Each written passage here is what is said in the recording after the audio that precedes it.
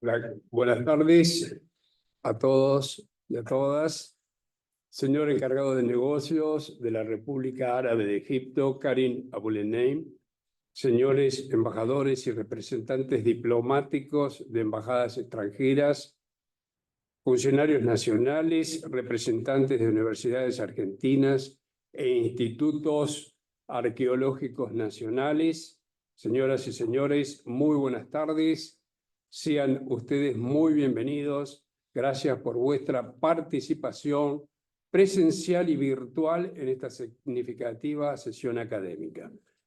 En nombre del CARI, del Comité de Asuntos Africanos, le damos la más cordial bienvenida al doctor Khaled El-Enani, ex ministro de Turismo y Antigüedades de Egipto, reconocido doctor en egiptología, ex supervisor general del Museo Egipcio, miembro honorario de la Asociación Francesa de Egiptólogos, del Instituto Arqueológico de Berlín y docente en diversas y reconocidas universidades. Por sus antecedentes y prestigio, el doctor El-Enani es candidato al importante cargo de director general de la UNESCO, la Organización de las Naciones Unidas para la Educación, la Ciencia y la Cultura para el periodo 25 a 29, 2029. Candidatura que es no solamente egipcia, sino es de la Unión Africana y de la Liga de Estados Árabes. Dr. El-Enani, you are very welcome to the Argentinian Council for Foreign Relations. It is a great pleasure for us to have you here today. Egypt is home to one of the world's oldest civilizations, with a history that spans thousands of years. We all know that the ancient Egyptians made significant contribution to archaeology, culture, art, writing, and museums. The Great Pyramids of Giza are a global iconic symbols, recognized as one of the 7 wonders of the ancient world. Millions of people have visited the marvelous Valley of the Kings, where many pharaohs are buried. Egypt houses some of the most important archaeological museums in the world, such as the Egyptian Museum in Cairo, the Karnak Open Air Museum in Luxor, the Alexandria National Museum, and the National Museum of Egyptian Civilization. I remember the fantastic Golden Parade of the Pharaohs in Cairo in April 2021. We know that Egypt's archaeological wealth provides unique opportunities for education and culture, attracting researchers and scholars from all around the world. Its contribution to archaeology and museums are invaluable, offering essential insights into the development of human civilization and making an important contribution to the preservation of cultural heritage for future generations. Damas y caballeros, la importancia global de Egipto en arqueología y museos es inmensa. Se puede resumir en algunos aspectos claves, tales como civilización antigua, arqueología, piramidología, escritura, lengua y museos destacados que albergan a colecciones de las más importantes del mundo. Egipto realza la investigación internacional y fomenta el turismo cultural mundial. Su legado arqueológico y su compromiso con la preservación del patrimonio cultural continúan inspirando a generaciones por venir. Finalmente, deseo mencionar especialmente la importante labor de destacados investigadores argentinos del CONICET y de las universidades nacionales de Buenos Aires, La Plata, Córdoba y Tucumán, que trabajan con el apoyo del Ministerio de Antigüedades de Egipto desde el año 2020, en el proyecto de conservación y estudio de la tumba egipcia de Amenhotep, antiguo noble egipcio. Según he escuchado de ellos mismos en la propia Embajada de Egipto, en una interesantísima presentación hace un tiempo, han logrado abrir la entrada de la antigua edificación de miles de años y han recuperado alrededor de 1000 objetos valiosos en el Valle de los Nobles, en la ciudad de Luxor. Muchas gracias. Thank you very much. And Katia, give the word to Dr. Elena.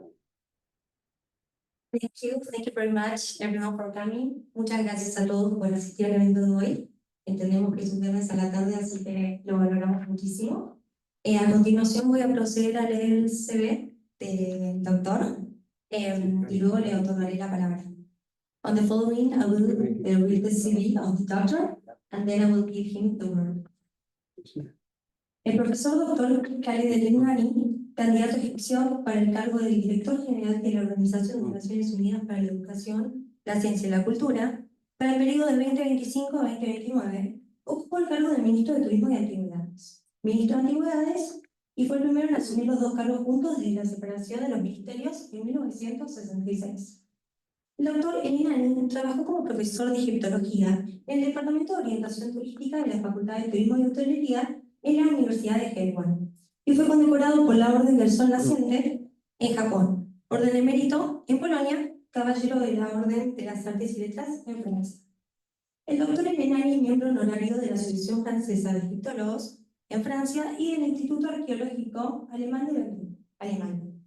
El-Enani ocupó el cargo de supervisor general del Museo Egipcio del Cairo y el Museo Nacional de la Civilización Egipcia, un proyecto en cooperación con la UNESCO, y también el de vicedecano de la Facultad de Turismo y Hoteles para Asuntos de la Educación y los Estudiantes en la Universidad de Helwan, así como el jefe del Departamento de Orientación Turística.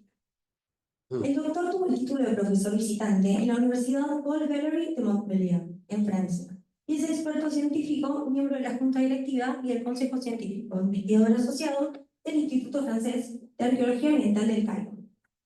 El doctor obtuvo un doctorado en egiptología por la Universidad Paul Valéry de Montpellier, en Francia, una licenciatura en Organización Turística en la Facultad de Turismo y Hotelería en la Universidad de Helwan. Por último, el apoyo brindado por la Liga Árabe y la Unión Africana a la candidatura egipcia demuestra reconocimiento regional y continental de la experiencia y liderazgo del doctor en el campo de la preservación del patrimonio y la promoción del cultura. Las relaciones históricas privilegiadas entre Egipto y la UNESCO también fortalecen la legitimidad de la candidatura. Doctor, now we are going to proceed to read a small CV in English.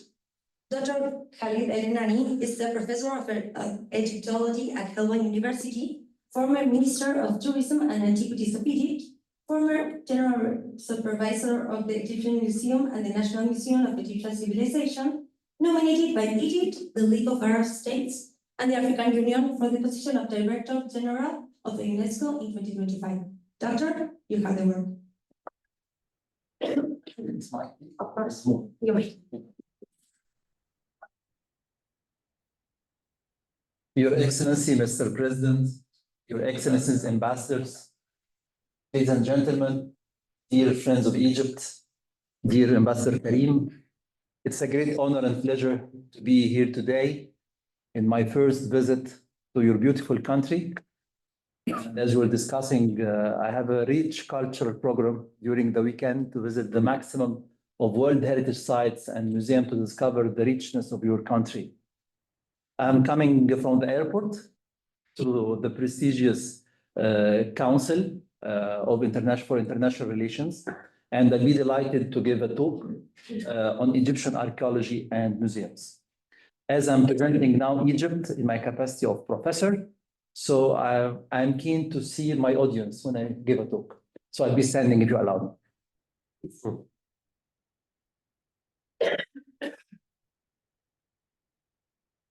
Start, please.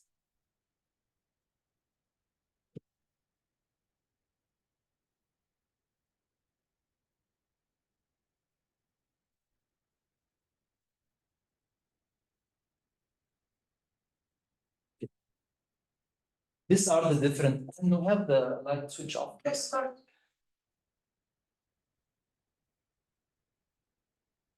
These are the different reasons for which tourists come to Egypt.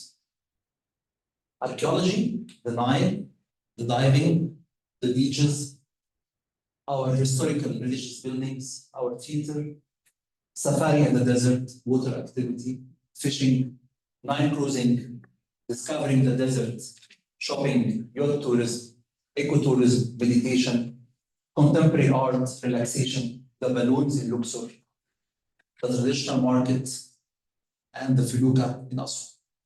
My talk this evening will focus on only one aspect of the Egyptian tourism, is the archaeology. Tourism is a very big industry in Egypt.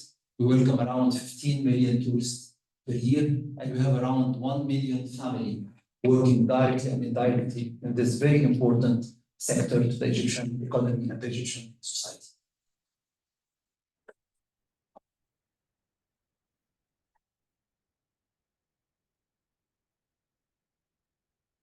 This is the Pharaoh's curse.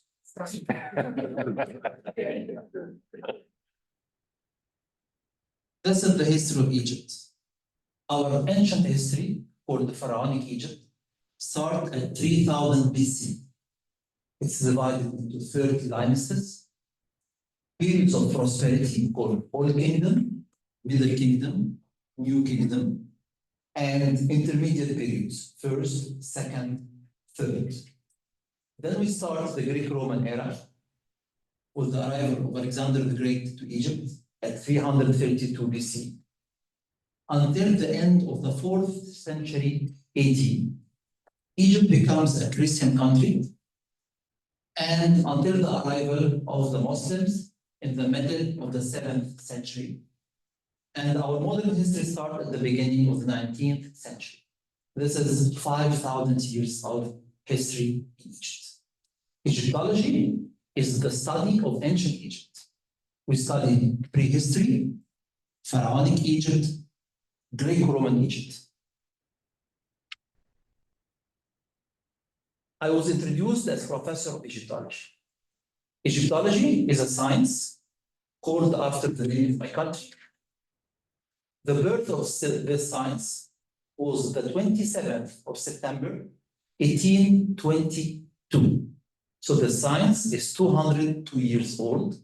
It is taught in the majority of the countries and universities all over the world, including we have a very big school of Egyptology and archaeology in Argentina, and they are very dear colleagues to us. What do we study? What are we teaching to our students? Texts and language of ancient Egypt, religion, mythology, cults, rituals, funerary beliefs, popular religion, literature, art, painting, sculpture, reliefs, architecture, military architecture, civil architecture, religious architecture, funerary architecture, sciences, ancient astronomy, ancient mathematics, ancient medicine. I was giving a talk 4 days ago in Cairo called An Ancient Egyptian UNESCO. So they told me that there is a mistake in the title. It's UNESCO and Ancient Egypt. No, it's an Ancient Egyptian UNESCO. I give a talk how the ancient Egyptians were perceiving education, science, and culture in Pharaonic Egypt as if they had already a UNESCO. Then the daily life of the ancient Egyptians. I'll be sharing with you now a small film, 2 minutes, that was produced in the Ministry of Tourism and Antiquity 2 years ago to celebrate 200 years of Egyptology. When we had the briefing with the agency, we told them, we want to show to the young Egyptians and to the whole world that my ancestors were pioneers in every aspect of our daily life. And this is the result.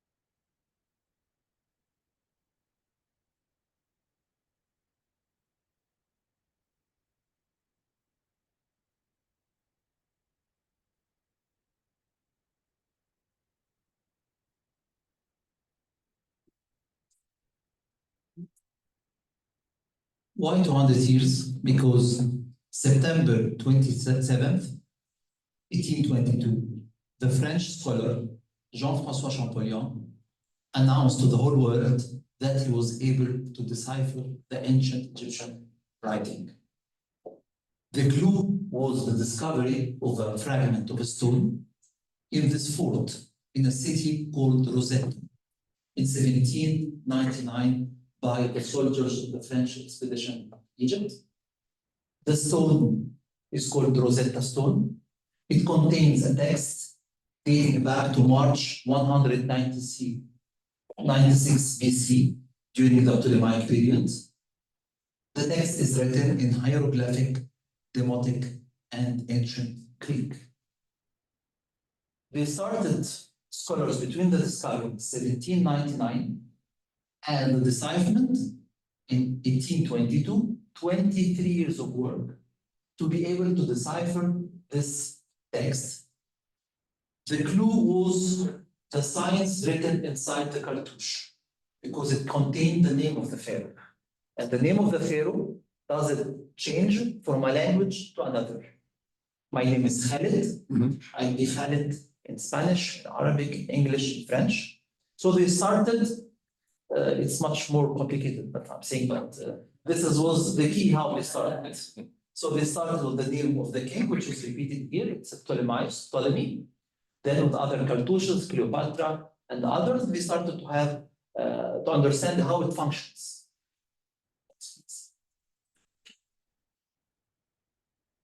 My ancestors spoke a language called Ancient Egyptian language. This language had many phases: Old Egyptian, Middle Egyptian, Late Egyptian, Demotic, and Coptic. The Old Egyptian and Middle Egyptian and Late Egyptian were written in 3 different writings: hieroglyphic for official text, cursive hieroglyphs, and hieratic, which is a very cursive form. Then Demotic and Coptic. We have more than 800 hieroglyphic signs. A sign in Egyptian hieroglyphic writing, it can be a phonogram. Phonogram, that means sound, like our alphabet, E, M, P, R. But the phonograms are divided into 3 categories. A phonogram can be one sound, like our alphabet, unilateral sign, M, or bilateral sign, like the duck, it's Sa, S-A, or trilateral sign, like Ankh. Some signs are not phonograms. They are not sounds. They are logograms or ideograms. That mean when we depict a sky, this word is sky. When we depict a house, it's house. So the logo, the image, which the sign represents. Some signs are not phonogram, either logogram. They are determinative. So they are signs written at the end of the word to determine its meaning. So when we have a boat as determinative, this means that the word before is related to the boat. Maybe it can be sailing, for example. It's easy to have it on one PowerPoint slide, but when you have a text like this, and you don't have beginning of line, capital letter, full stop, comma, so it's a good exercise. We have huge dictionaries of hieroglyphic writing. Hieroglyphic can be written in columns or horizontally in rows.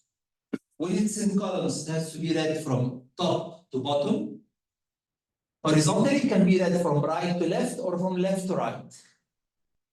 we start reading the signs almost from the head to the tail. So this is a small quiz. The god Anubis is looking from left to right. So we read from the head to the tail. So we start in this direction.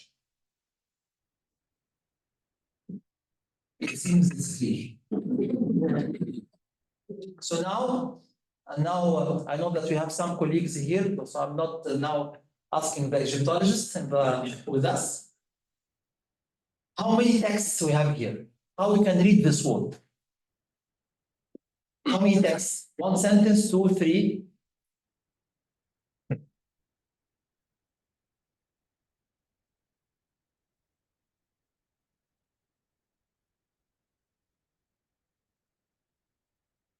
Text on the left. And one on the other. So we have two main texts because the bee and the duck are looking to the left. The snake and the child are looking to the right. So we have two main texts, one to the right and one to the left.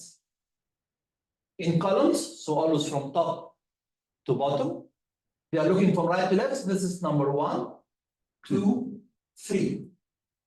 Here they are looking from left to right, so we read 1, 2, 3, 4, 5, 6. What is written on the wall? The Pharaoh is offering his flowers, is making libations, tangible offerings in front of a god. He's saying, King of Upper and Lower Egypt, his coronation name, the son of the sun god, his birth name, is Ramses II of the 19th dynasty, 13th century BC, given life like Ra, the sun god. Here we have the god, word spoken by, the name of the god, his epithet. This is the verb to give in the past. I gave to you. So he's getting tangible offerings. What is he giving to the Pharaoh in rewards? Intangible powers. He's giving him life, authority, health, and happiness. We stop with hieroglyph.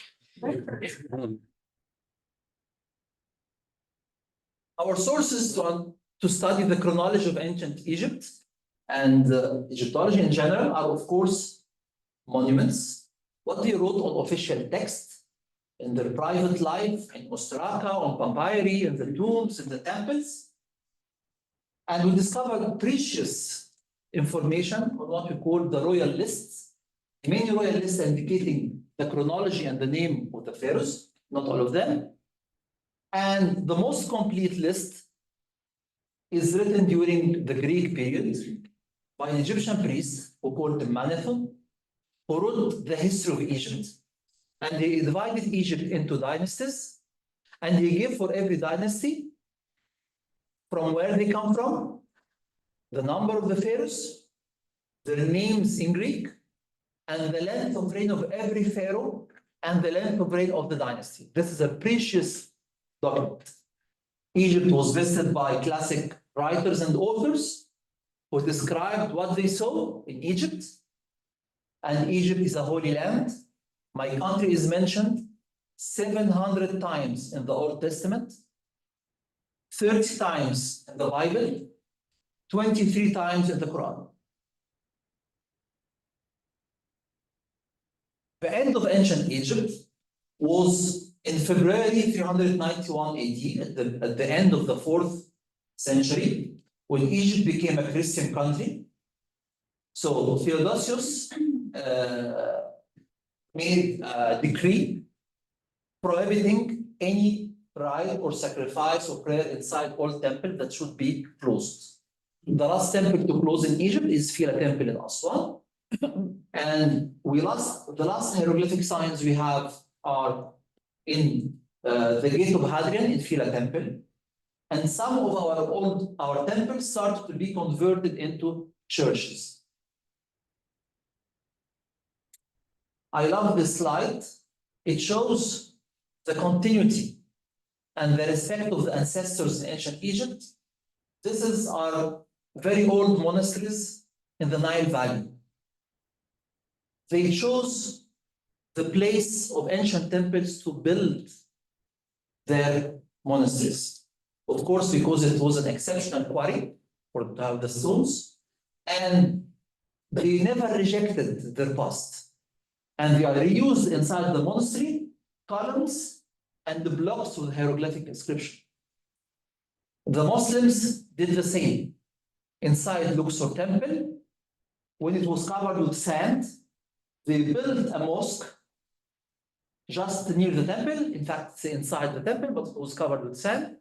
And inside, we have all the gods and the hieroglyphic inscriptions. And I love seeing people, Muslims, praying inside with the Egyptian gods around. We have in Egypt more than 1,400 archaeological sites, ancient ones, that mean prehistory, pharaonic Egypt, and Greco-Roman Egypt.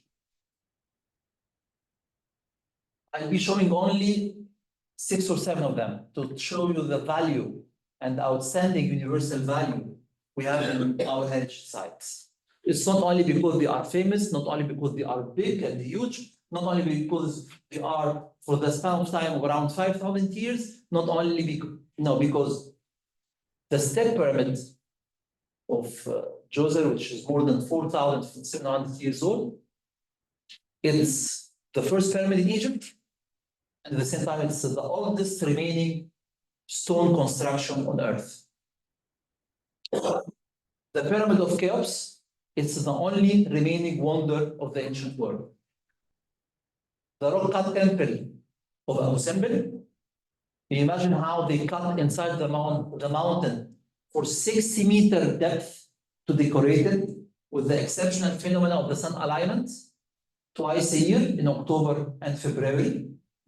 And of course, it witnessed the biggest archaeological rescue operation on Earth with UNESCO, when they organized the international campaign to save the monuments of Nubia, in which Argentina was a very, very active partner, especially in the early 60s, and how they worked with us to rescue this part of the heritage of humanity. In fact, it's not only Egypt and Sudan. And this is the time that UNESCO did something really great for the humanity. The hypostyle hall of the Temple of Amen in Karnak, it's an exceptional architectural achievement. It's called the Forest of Columns. 134 columns in 5,000 square meter, 122 columns with 20-meter height, and 12 columns with around 25-meter high. The amazing, beautiful tomb of Nefertari in the Valley of the Kings of Luxor, I think one of the most beautiful tombs of the ancient world. We have more than 40 museums for antiquities in Egypt. We have in our collections hundreds of thousands of artifacts, but it's not only about the number, because we have the Golden Pharaoh, Tutankhamun, which is, I think, one of the most important archaeological discoveries of Earth, and Akhenaten, with the first monotheist on Earth, is the first one to appeal for the worship of one God, the God Etipo.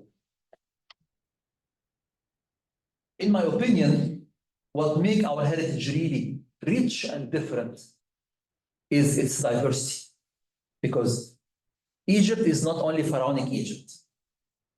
Egypt is Islamic, Christian, Jewish, and historical palaces from the 19th and the early 20th. We have more than 1,000 historical buildings registered as Egyptian antiquities and belonging to different styles as you can. I think that diversity is something that really I'm very proud to belong with this civilization, because it's not a recent term that you are using for political reasons. because this diversity is existing during centuries. It's not something recent. We have 7 sites inscribed the World Heritage List of UNESCO.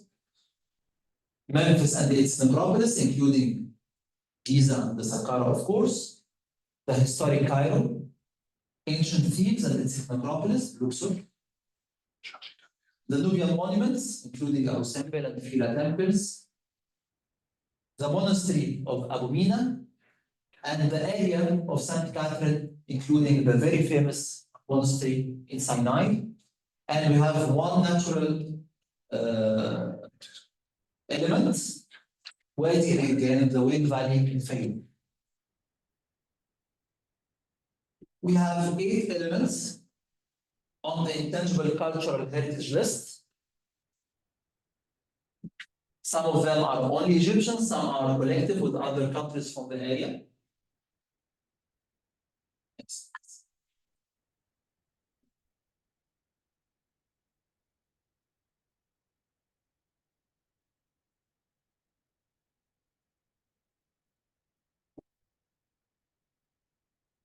This is the archaeological map of Egypt. This shows the places which our colleagues from all over the world are working with us to discover, to understand, to better study this unique and exceptional heritage. We have more than 300 missions working in Egypt from 26 countries, and in the ministry, the sector in charge of preserving the heritage and the museums are around 30,000 colleagues from the Ministry of Tourism and Antiquities.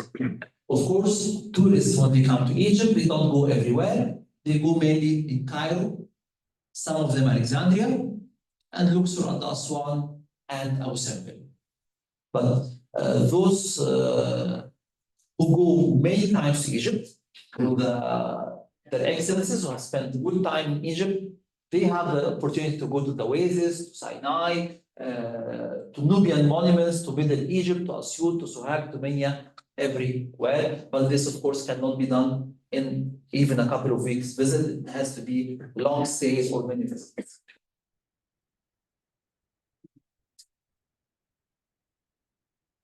I'll be sharing with you some of the recent discoveries that took place in Egypt. One of them, it was a colossus. There was a project of construction, a modern construction, in a site called Heliopolis. And while they were working, they found something big inside the mud among the houses, as you see. They removed it. Next, please.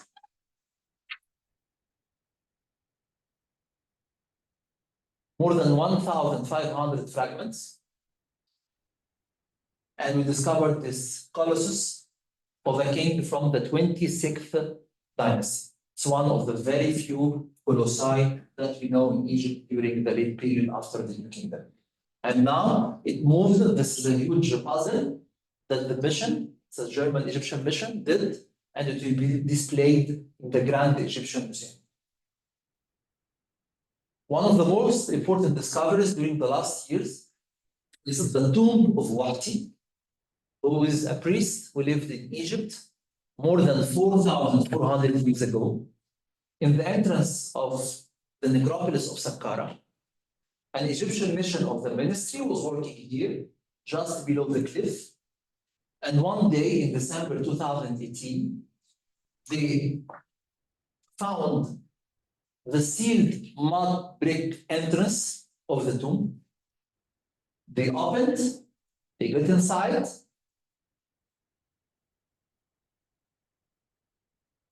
and they found this exceptional, beautiful colored tomb during the 25th century BC. Just in front of the tomb, it was an area dedicated to the cult of animals. We had an animal cemetery. So we found hundreds of mummified animals, cats with their coffins, a very big cat, and something really rare, mummified scarabs.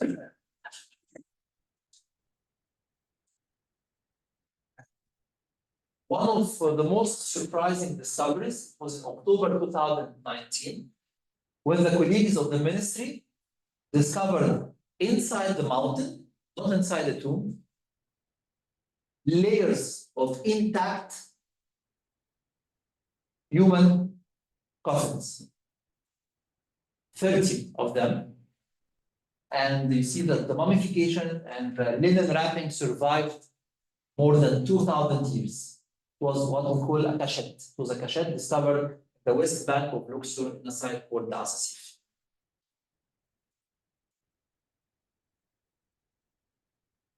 In Saqqara, and during the COVID time, the colleagues from the ministry discovered 3 burial shafts with more than 150 sealed and intact human coffins.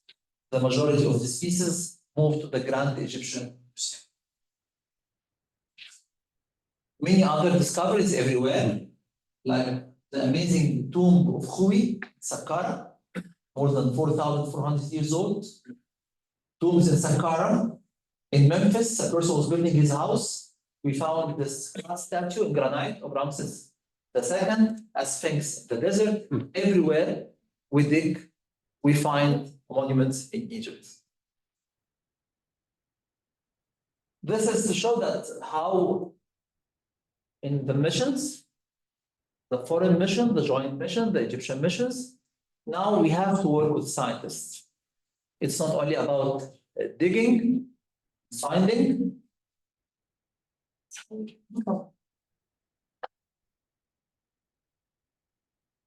This is how we use technology. These are the main usage of technology in Egyptian archaeology and human archaeology. The multispectral imaging, the infrared thermography or movement tomography, non-invasive technologies, robotic investigations, the GPRs, the ground penetrating radars, the total station mapping, photogrammetry, geographical information system, global positioning system, GPS, laser scanning satellite and drone technology. All of this to discover, to understand, to get dimensions, to detect voids, and to study, to restore, and to date these monuments. We use technology as well.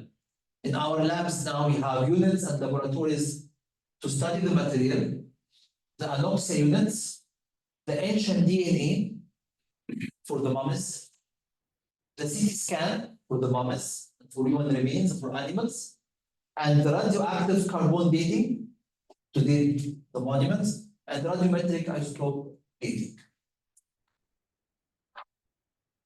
I'll be sharing with you now one discovery that we announced in Egypt last year without touching the monument. This is an international scientific mission working to study the infrastructure and the inner structure of the Pyramid of Cheops at Giza. They started in 2015. In 2023, they detected just behind the original entrance of the pyramid, just behind this chevron, here, they detected with their camera under non-invasive technique, 9-meter length corridor, unknown to us until last year. I think it's not the end. And we are very optimistic that we can better understand the inner structure with this non-invasive technology. As I had, I'm allowed to present Egypt in 1 hour. So it's a bit challenging. So I'll be sharing just glimpses from every aspect of our work. So we have been through what is Egyptology and how some discoveries. Now we move to another very important file. And this is an effort that it's a battle that countries like Argentina, are getting every day very seriously, like owners of great civilization, is to repatriate their heritage, to retrieve the stolen heritage which left their countries, even in the past, in an illegal way. So this is an example. In 2017, the Metropolitan Museum of Art at New York acquired this very nice coffin. It's a gilded coffin of a priest called Nejaman. They verified the document. It had an Egyptian certificate that it left Egypt in 1971. Nothing wrong until now. Then, next year, because of this picture, which went viral, the American authorities received an email from a person telling them that this coffin was sold in 2011 during unrest period. So the American authorities sent to us in the ministry to verify the document dated in 1971. It was a fake document. And we sent the proofs to the American authorities. And this is our Minister of Foreign Affairs retrieving the coffin at Washington. And now it's displayed in the National Museum of Egyptian Civilization. We have stories like this. We retrieved, during my tenure, more than 7,000 objects from 21 countries. So usually, of course, it's a diplomatic work that we're doing with our friends. And this is something that I know that I'll have the occasion to discuss it with our colleagues in the government here. Now we move to another file, restoration projects, because it's not only about digging and retrieving, but restoring what we have. I'll be sharing with you only very few. The first one, the Step Pyramid at Saqqara, the oldest in Egypt and the oldest remaining stone construction on Earth. It's a 6 steps pyramid, but one step had disappeared. The first one. So we started a project, and because of the revolution, 2011, the project stopped because we didn't have tourists, so we don't have revenue in the ministry. We were unable to continue our projects. We resumed this project in 2018, and it was opened by the Prime Minister in 2020. This is the facade of Luxor Temple. We have 2 obelisks. This is one. The other one is decorating today La Place de la Concorde in Paris. It was offered by the Egyptian authorities. And we had 6 statues of Ramses II. 2 seated and 4 standing, 1 and 3 missing. The young inspectors of Luxor Temple and the restorers made this huge puzzle from the fragments scattered around the temple, and they were able to reassemble and re-erect the 3 missing colossi. This is the first one, the second one, and the third one.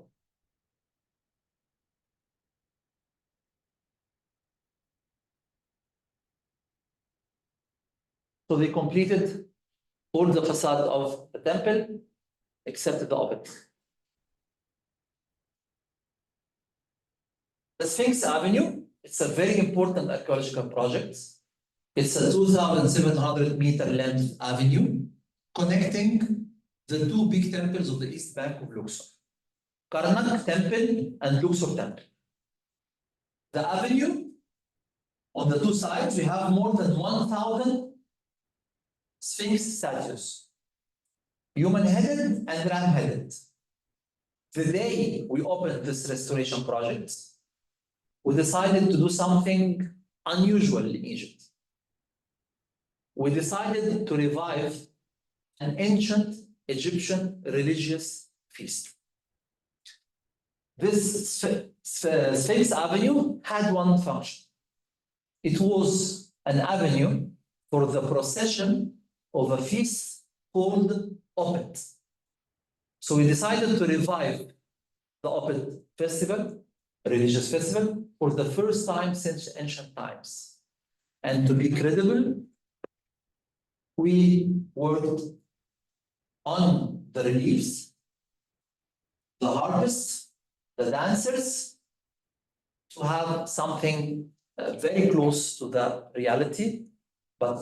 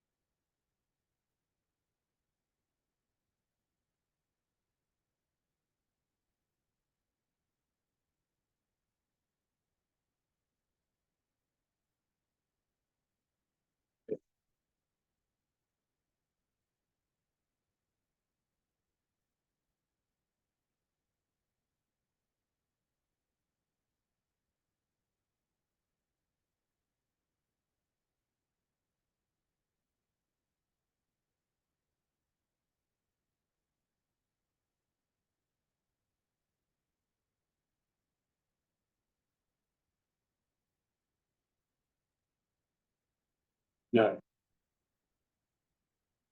3 years ago.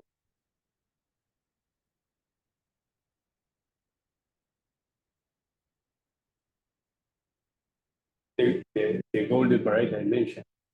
Not the golden parade. This is the spiral. Yes. Okay.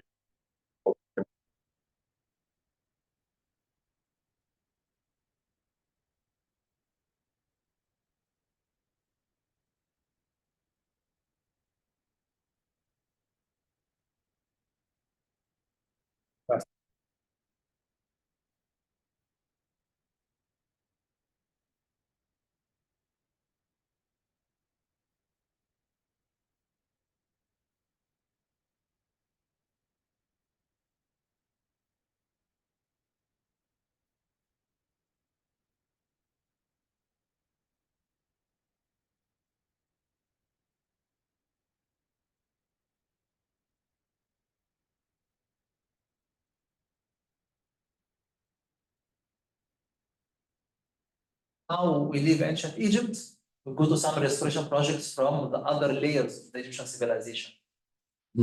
Historic Cairo, it's a UNESCO site. We opened more than 20 restoration projects in the historic Cairo, between the mosques, madrasa, Wikala, Sabir. This day is a very special day in my life, not only in my term as minister, when I decided to do something unusual, another one. I was invited to open a restoration project of a mosque. It's a 400 years mosque in Cairo. Then I saw in the report that the restoration project of the Cathedral of Alexandria, of Samarkand is the one who introduced Christianity to Egypt, the work is progressing quite well. Why there is a restoration? Because there was a terrorist attack there 8 or 9 years ago. Then I was told that the synagogue of Alexandria that we are restoring after another terrorist attack around will be ready. So I decided to do the 3 visits in the same day. At noon, we opened the restoration project of the mosque. Then we went to Alexandria to visit the restoration project of Samarkand Cathedral in Alexandria. Then we went 100 meters away from the cathedral to open the restoration project of Eliyahu Hanafi Synagogue in Alexandria. The synagogue is built on a land over it, by the cathedral to the Jewish community to build their synagogue. And this is what I love in Egypt. If this rooted cultural diversity during centuries and centuries. And this is something that I remember that I said in my statement, that I'm the only minister in the world who can, in 3 hours, open and restore 3 historical buildings belonging to the 3 religions. And it was a message that I was sending to the young population, the children in Egypt, that we have to respect others, we have to listen, we have to understand, and being different is not a crime. Being different because we are different, and we are born different, and we have to live with diversity. But I think that many adults need to know this message, not only the children now. We restored the Ben Ezra synagogue in the historic Cairo. The restoration project of the Transfiguration Mosaic in St. Catherine Monastery, and half of the library of St. Catherine Monastery. It's the second richest library of ancient manuscript after the Vatican. One of the projects that I'm really proud of is the Holy Family monuments in Egypt. I started my career more than 30 years ago as a tour guide.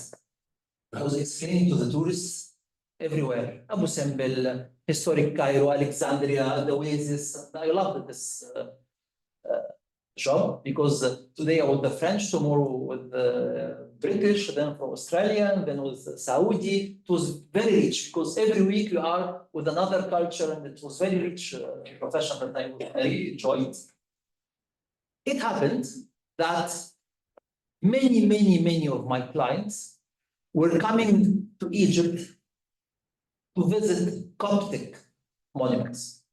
So I have been for almost 1 year in all churches and monasteries, almost 5 or 6 times per month. So I knew them, and I knew quite well the challenges to visit them. So when I became minister, I decided to give them a priority. And we did in the government a huge project for the restoration of all this place. Egypt is a holy land. We are blessed that the Holy Family came to Egypt during 3.5 years. It's something very precious. And we finished the restoration project and the site management project of these churches. I remember, I'm not supposed to say, but when I went to visit a church, one of them in the Delta, the cars were not able to reach the church because it's in very small streets. So I was very happy to go back in the same church and to enter with big cars, because now we have big roads leading to this very important holy places. And in 2020, we inscribed on the intangible cultural heritage list of UNESCO the celebration associated to the arrival of the Holy Family to Egypt, celebrated by the Egyptians every early beginning of June of every year. For those who know Egypt, this is an iconic palace in Egypt in a district called Heliopolis. This is the palace of the Pharaoh Mongan, the founder of Heliopolis. It was an amazing palace, but it was abandoned. And as you see, it was ruined, it was gray, abandoned from inside. So we decided, the government, to restore this palace and to transform it into a museum, telling the story of Heliopolis since Ra appeared until today. We worked a lot with the civil society, with the foundations and association of Heliopolis, and we made a very nice museum inside. But it was a nightmare for me. Why? Because I am attacked, my ministry was attacked, that you are coloring the palace to red. You are coloring the gray palace into red. Yes, it's easy to become gray in Egypt with the sand, with the desert, when you leave a palace for 80 years without restoration. So we showed them the original plans, the drawing, that it was this color because it's not an Egyptian style. And this person is an old man who spent his childhood in the palace. He was working in the palace, and he was very upset of the color. Why? Because it was much more redder before. He saved my life. And this, I remember at the press conference, I invited the media, and without a mic, I had a brush in my hand to show that it is the original color. This is what happened to our heritage during unrest period. During some demonstrations, they attacked the museums, they destroyed the artifacts, they burned them, and why not? They stole them as well. So I'm very happy that I opened these two museums, Minya Museum, and our president opened the Islamic Art Museum. We opened more than 20 museums in Egypt, in touristic destinations like the Red Sea area, but also, this is something that I believe in, museums are not only for tourists. And Egypt is a not rich country. When I was director of the Cairo Museum, so I had access to all the statistics. So I had 7,000 tourists, perfect, and 314 Egyptians. Because maybe the price is not high, but because they are not very rich, they cannot, or maybe it's a cultural issue. So we worked a lot on this. We opened many museums in non-touristic destinations, in the Delta, in Middle Egypt, to raise awareness. And of course, to have all these projects, I asked for a lot of money, But my argument was clear: to fight against terrorism, darkness, extremism, the most efficient arm is culture. And this is something that I really believe in. And the result was great. And I'll share with you the statistics now at the end of my presentation. We opened recently the Greco-Roman Museum in Alexandria, closed for almost 15 years.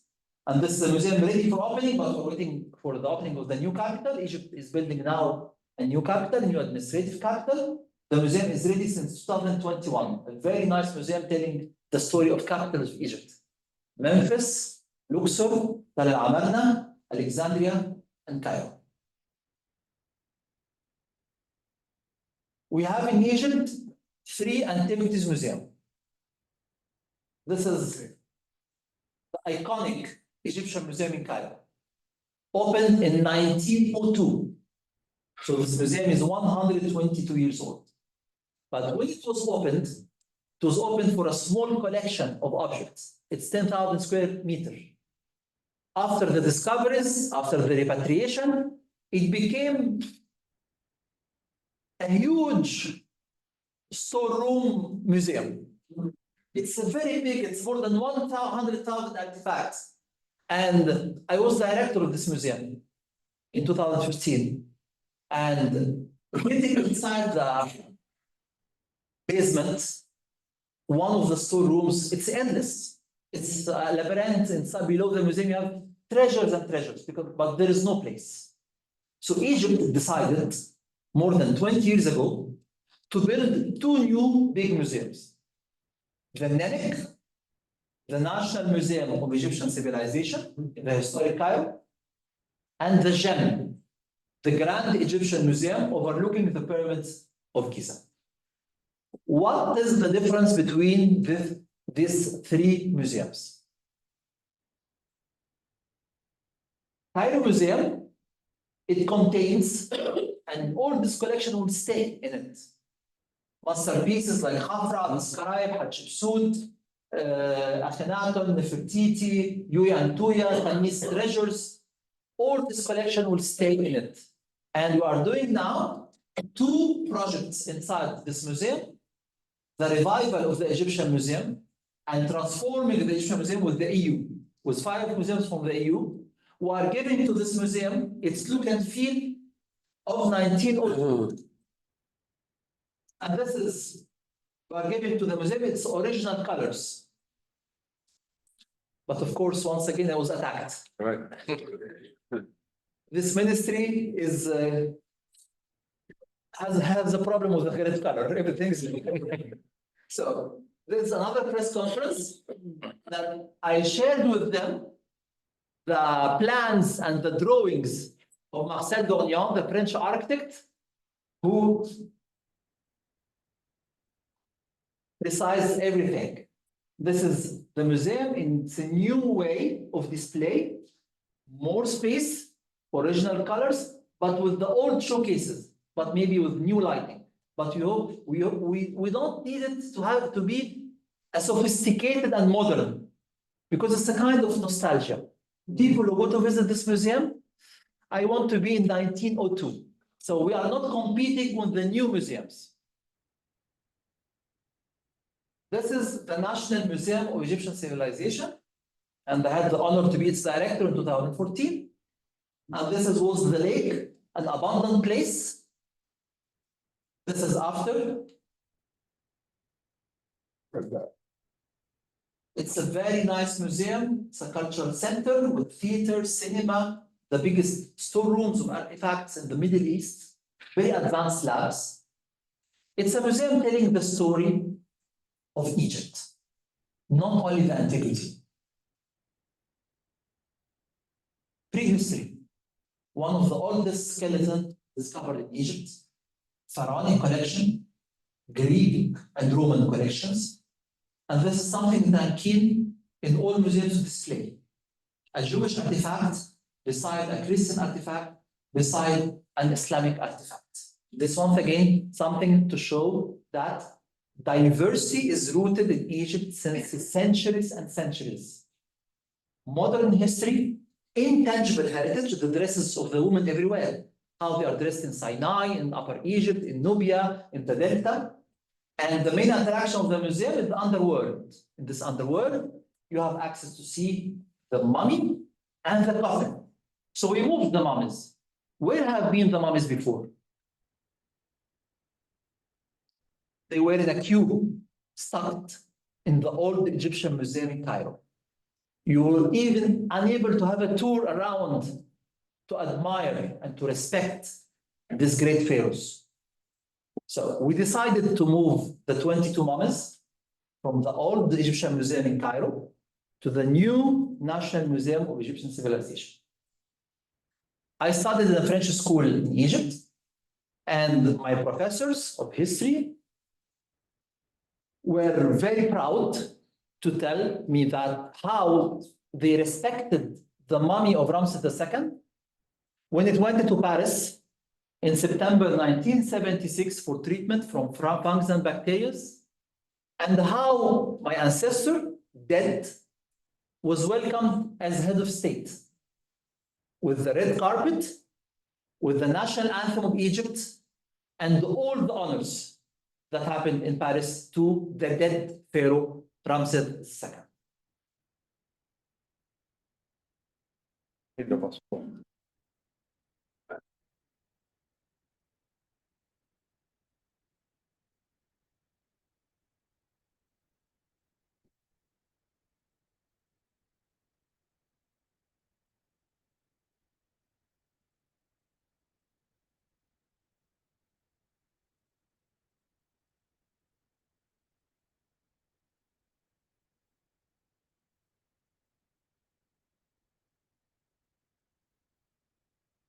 I had this film in mind. And the day we decided in the ministry to move the 22 mummies, we decided to organize a big ceremony for 2 reasons. As Minister of Tourism, to promote my country and to attract more tourists. But my priority was to mobilize the young Egyptians and the Egyptians and to make them feel proud that they belong to this civilization. And the impact of this ceremony was huge. And I can tell you that the number of Egyptians visiting archaeological sites and museums after the parade was multiplied at least by 3 times more.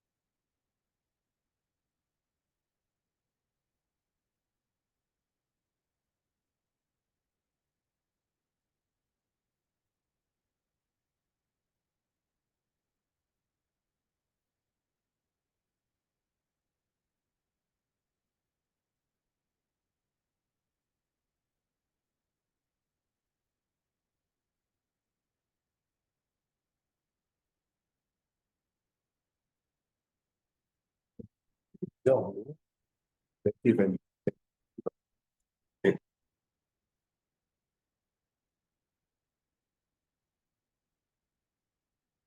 The Grand Egyptian Museum, it's a gift from Egypt to the humanity. It's a project that started almost 20 years ago.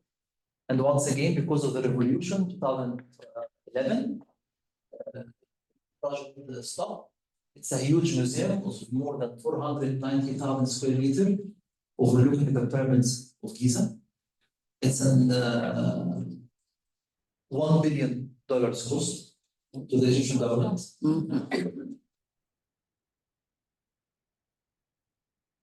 The building, the 2 sides are aligned with the top of the pyramids,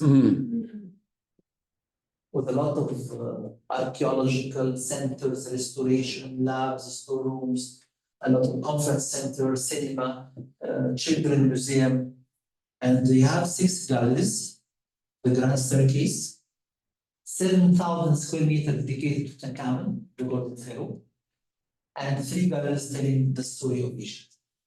The people, the pharaohs, the gods. This is before, this is 8 years ago, this is 2 years ago.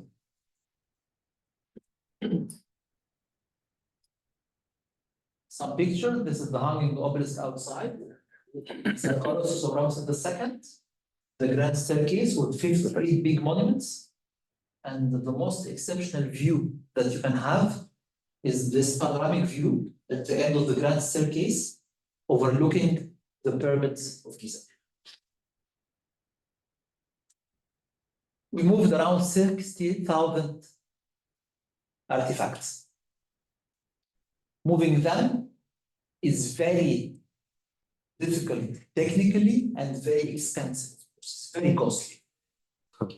And this is some of the big pieces that we moved. In my opinion, the most challenging one was when we decided to move this 42-meter length boat. So a boat which has more than 4,600 years old. So we cannot take a risk. So we decided to move it in one piece, to not dismantle the boat.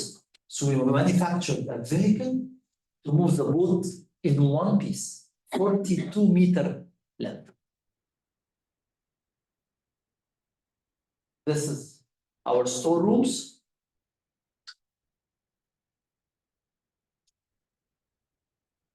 The packing of the pieces to move them carefully, because alabaster jars are very fragile. So packing has to be very professional. Unpacking upon arrival. I had very skillful young colleagues, very well trained. This is the first aid for the piece when it arrives from another museum or from another storeroom. This is not an hospital. This is the labs, the restoration labs. They are surgeons, in my opinion, and mistakes are not allowed. Imagine this young curator who's mounting a pottery inside the showcase. If he presses a bit, it disappears. It becomes a foul. So really,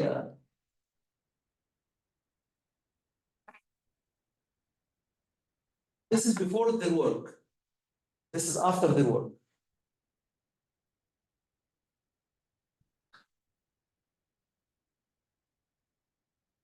This is the 4 shrines in the old Egyptian museum, how we moved them. And this is the 4 shrines after we moved them in the Grand Egyptian Museum. This is the outermost coffin of Tutankhamun, which was kept inside its tomb since the discovery in 1922. You imagine how many millions of persons have been inside, breathing inside the tomb. So it was completely deteriorated because simply it has never been restored during 97 years. We moved it to the Grand Egyptian Museum, treated and restored it. You see how it is? See the result now?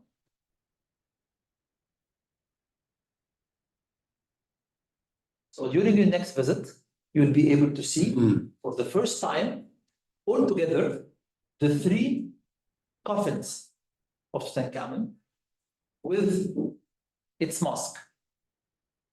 I think it's the best slide to end with a presentation on Egypt. It's a nice carte postale for Egypt. But if you allow me, I'll be ending with another slide. The people who did this work. This is the people who worked with me. I spent 6.5 years in the ministry, and before in the museums. I'm coming from the academic world. I'm a professor at the university. And I admire these people. You imagine the responsibility that they have. I remember a special discussion when I was there, appointed at the Cairo Museum. So I met the lady who has the keys of Tutankhamun treasures. So finally, I met you. How can you sleep at night? Imagine the key, it's the treasures of Tutankhamun. So I was very happy. I admire these people. You cannot imagine restoring on the scaffolding in summertime in Luxor, especially when you have some special dresses. So I am keen to end my presentation to salute all these people who are preserving this heritage for the humanity, and to continue the element, the factor element. This was my hidden agenda. The young generations. I was appointed 23rd of March, 2016 as minister. 27th or 8th of March, few days after, one of the first decisions we took is to give the free access to children everywhere in all Egyptian sites and museums. And a few months later, we gave to all senior, more than 6 years old, to have access for free everywhere in Egypt. I was attacked because my ministry was a very poor one. Tourism at the time, 2016, it was very low. But once again, I believe that it's a right. Culture is a right to visit, to understand. And nothing made me more happy than having this after the Mummies Parade. They were all dressed like pharaohs at the museum. they realized that they are Egyptian as well. They are Muslims, they are Christians, but they are also Egyptian. This is something very special to my heart. This is my nephew who came next day after the mom is buried, and he opened the door, he told me, I am a pharaoh. This is very new in our culture. This is my profile picture on social media. I love this picture. This picture was taken 3 hours before the Sphinx Avenue in Luxor, 2021. You imagine the high security because of the high level of attendees, and our president was there, many ambassadors were there, the whole world was there. So it was a very high security everywhere. I found this young girl from Luxor. She was dressed like a goddess, as she told me. So I told her, why are you dressed like this? I'm very proud that the whole world now is looking to my city, to Luxor. So I took a picture with her and I made a post saying, this is the past and the future of Egypt. Thank you.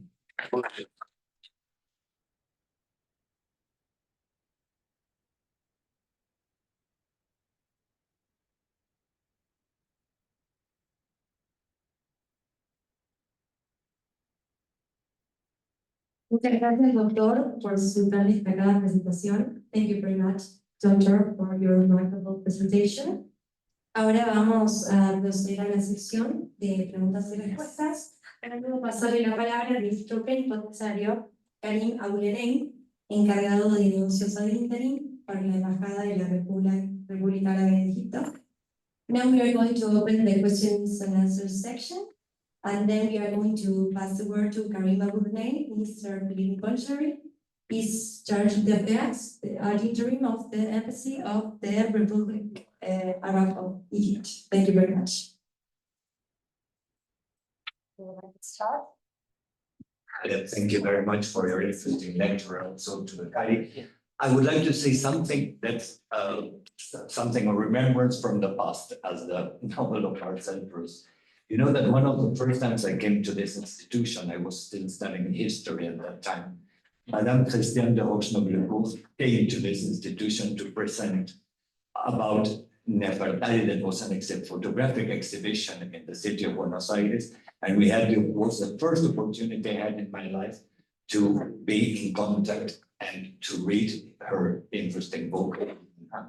So I think that she would be very proud that you are now here in the same institution in Buenos Aires many years later. So thank you very much. Thank you. I'm very happy to be here. And as I said, I came directly from the airport to the council. And if it's not a secret, Ambassador Karim, I'll say it. My flight was canceled this morning. So we called Karim and told him, we are in Santiago. There is another flight at 8 p.m. So please, I don't know what to say, but I cannot come. And you cannot imagine what we did to find the only place on a flight to catch this meeting. So I'm very happy to be here. And my colleague, the director of my campaign, is still in Santiago.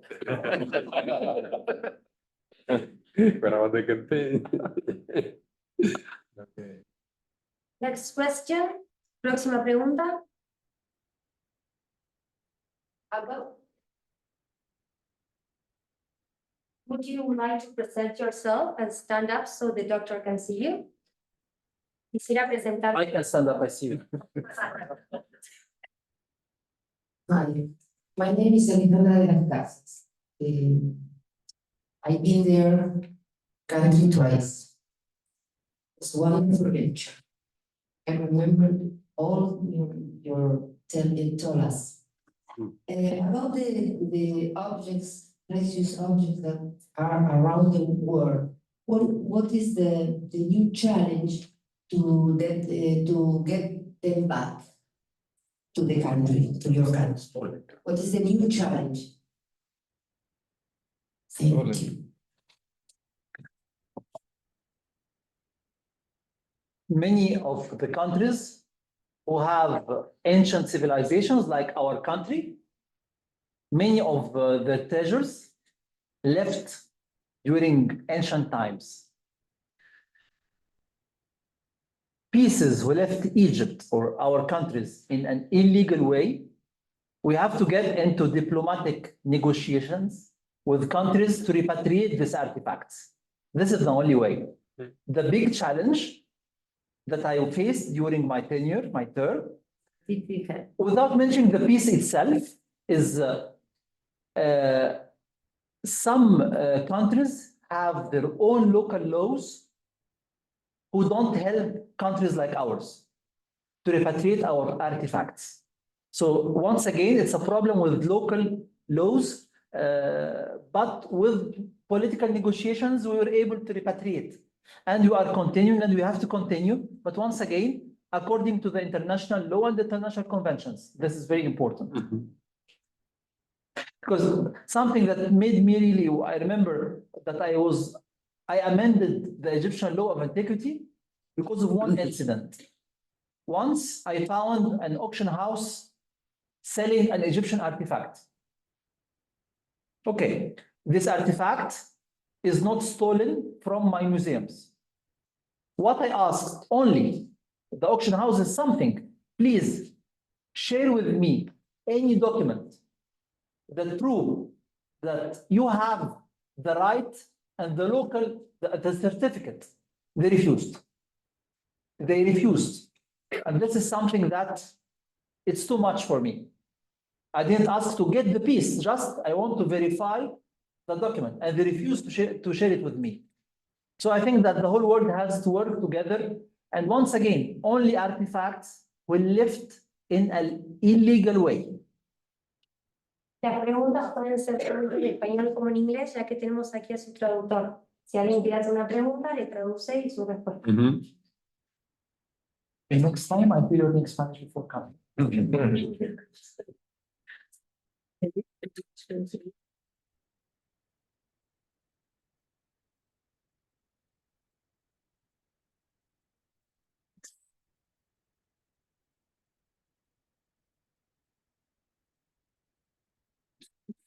Assalamu alaikum. So we don't need Spanish. We speak Arabic. My name is Pablo Cesar. I am a filmmaker and film producer, Argentina. I made many co-productions between Argentina and many African countries, and two with India.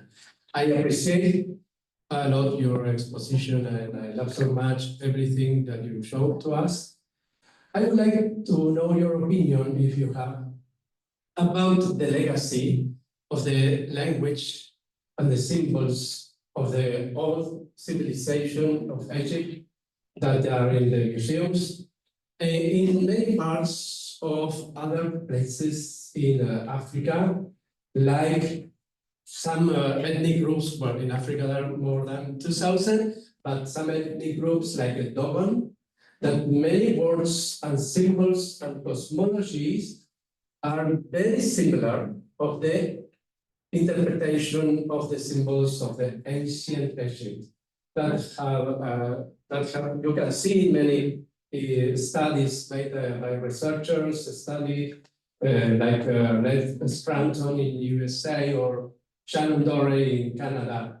Do you have any idea how it is? I totally agree with you, because in ancient times there were trade and expeditions, mainly from Egypt to the south, because the south is a very rich area.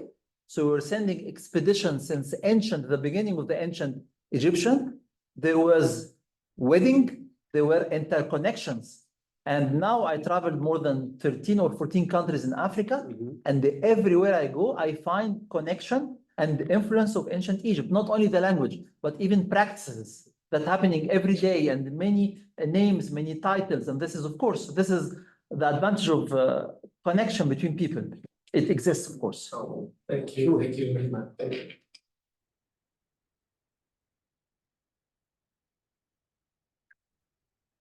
¿Cuál else? ¿Alguien más?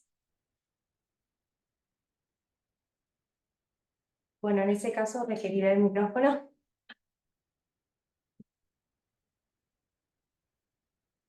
Muchas gracias a todos. Ahora le pasamos la palabra al ministro Karim Abouelene. Now we pass the word to Mr. Karim Abouelene. Estimado y querido embajador José Néstor Oreta, director del Comité de Asuntos Africanos del CARI, muchas gracias por esta oportunidad. And please allow me to speak in English because of the presence of Dr. Khaled. For me, this was a very interesting session. I personally learned a lot about the history of my own country, which is vast, huge, very old, and I don't think there is a possibility for any single person to be able to capture all the details of such a long history of a nation like Egypt. The presence of Dr. Khaled Al-Anani in Argentina with us is an honor. We are very proud and happy to have him here. We appreciate a lot his experience, his great achievements in terms of archaeology and museums in Egypt. And of course, we wish him all the best of luck and support in his candidature for the position of Director General of the UNESCO, which we believe is the right time now to pass to a country from the global south after many years. And Egypt has all the means and rights and the great history and all the credentials and qualities to assume this prestigious, important, prestigious international position. Let me just say a few words about the connections between Egypt and Argentina in terms of culture and archaeology. Argentina is a very special country in Latin America when it comes to relations with Egypt, because even before the establishment of diplomatic relations between both countries in 1947, we can even go back to the 19th century after Argentina got its independence. For many years, Egyptomania and fascination by Egypt has been a very important aspect in Argentina, and a lot of Argentinians showed huge interest in the history and the artifacts of ancient Egypt.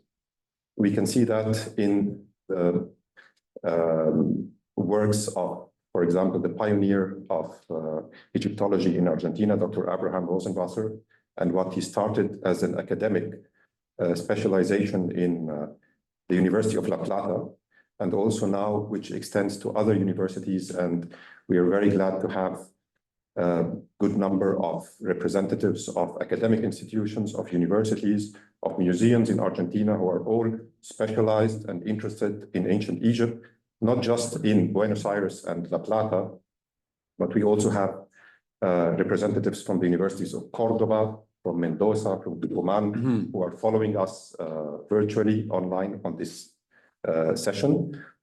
The presence of Egyptian artifacts in Argentina, the writings of Argentinian intellectuals, and even the travels and travelogues of some of them, including people like prominent personalities like Jorge Luis Borges, for example, who went to Egypt and wrote about it, and others, is a very important witness of this special relationship that exists between the two countries in terms of culture, archaeology, and museums.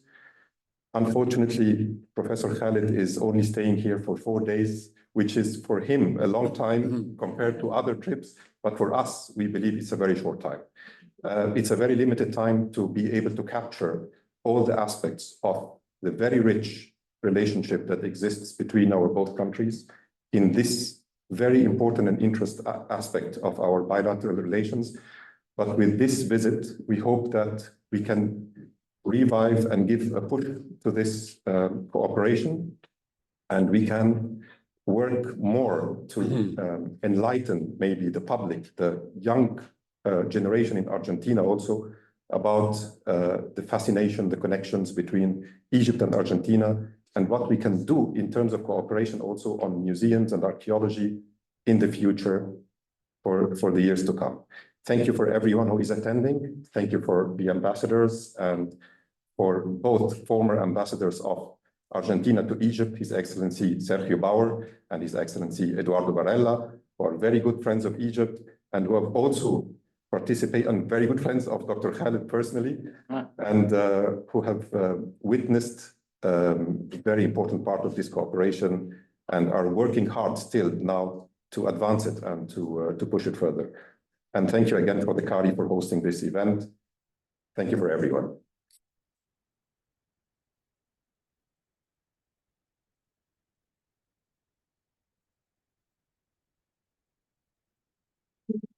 Remarks. Now, for rounding up, we will have the closing remarks made by our Director of the African Community Affairs, CARI, bueno, José Néstor Ureta. Ahora, para ir cerrando, vamos a tener las palabras de cierre del Director del Comité de Asuntos Africanos del CARI, José Néstor Ureta. Muchas gracias. Doctor Elenani, usted sabe muchísimo. Sabe muchísimo. Realmente was a great lecture. And 77 years of diplomatic relations between Argentina and Egypt. It's so important country for us. Thank you very, very much. I hope to visit your country again. And thank you very much for all of you. Thank you, thank you. Muchas gracias a los señores embajadores, a mis colegas ex embajadores en Egipto, a mi colega miembro del Comité de Asuntos Africanos y a todos ustedes por estar aquí hoy, aquí presentes en esta tan significativa lecture of the Dr. El-Kali. I wish you all the best in your campaign, and I hope you enjoy this weekend in Buenos Aires. I know that you have a very agenda muy apretada. You understand the Spanish language.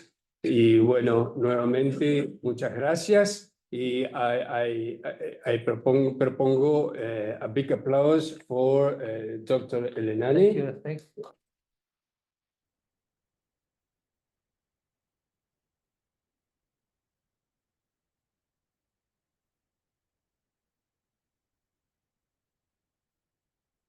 Y nuevamente, gracias a todos y gracias, como siempre, a la Secretaría de CARI, en este caso a Katia, que realmente ha sido...